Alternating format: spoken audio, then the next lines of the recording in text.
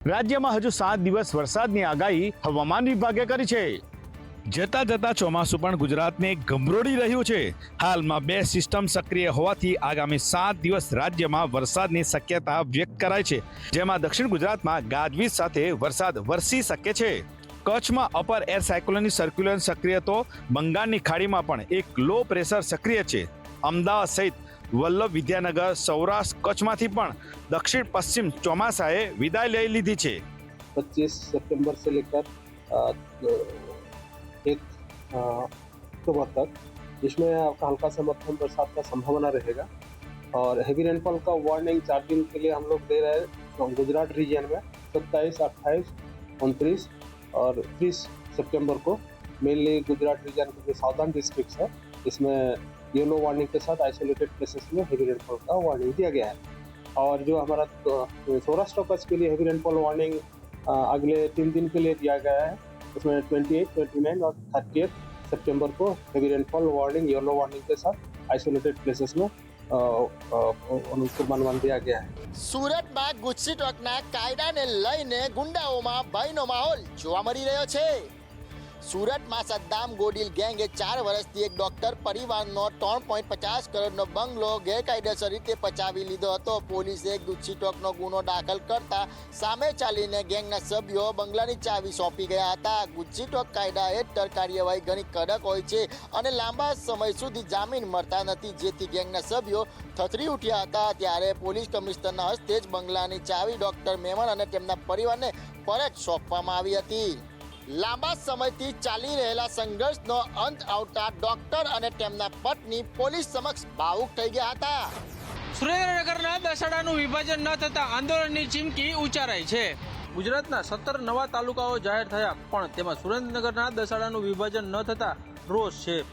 દસાડાનું વિભાજન કરી પાટડી તાલુકો બનાવવાની માંગ છેલ્લા 7 વર્ષથી કરવામાં આવી રહી છે। દસાડા તાલુકામાં 88 ગામનો સમાવેશ થાય છે અને દસાડાને સૌથી મોટો તાલુકો ગણવામાં આવે છે, જેથી પાટડીમાં વિકાસ કામો ન થતા હોવાનો આક્ષેપ કરાયો છે।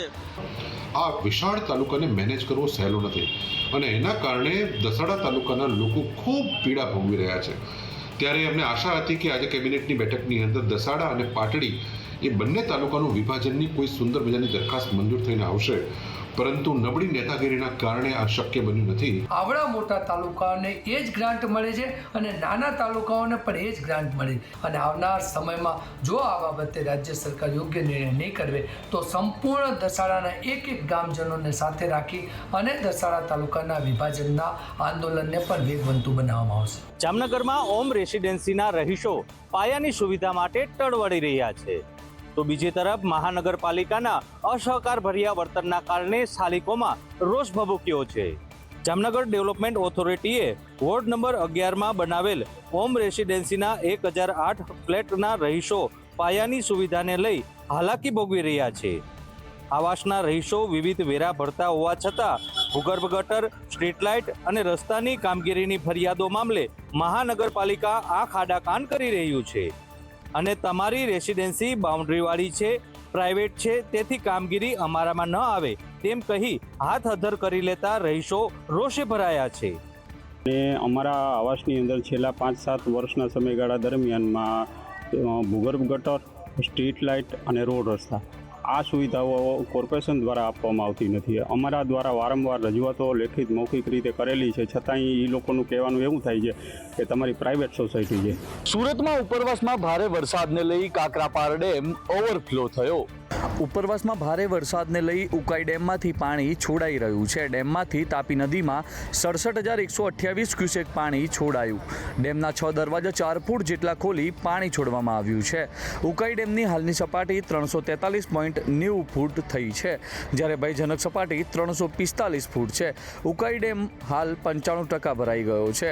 ડેમ ઓવરફ્લો થતાં નીચાણવાળા 27 ગામોને એલર્ટ કરાયા છે। ડેમ ઓવરફ્લો થતાં કાકરાપાર ડેમના આહલાદક દ્રશ્યો સર્જાયા છે। દક્ષિણ ગુજરાતના ખેડૂતોની જીવાદોરી સમાન કાકરાપાર ડેમ ઓવરફ્લો થતા ખેડૂતોમાં હરખ છે।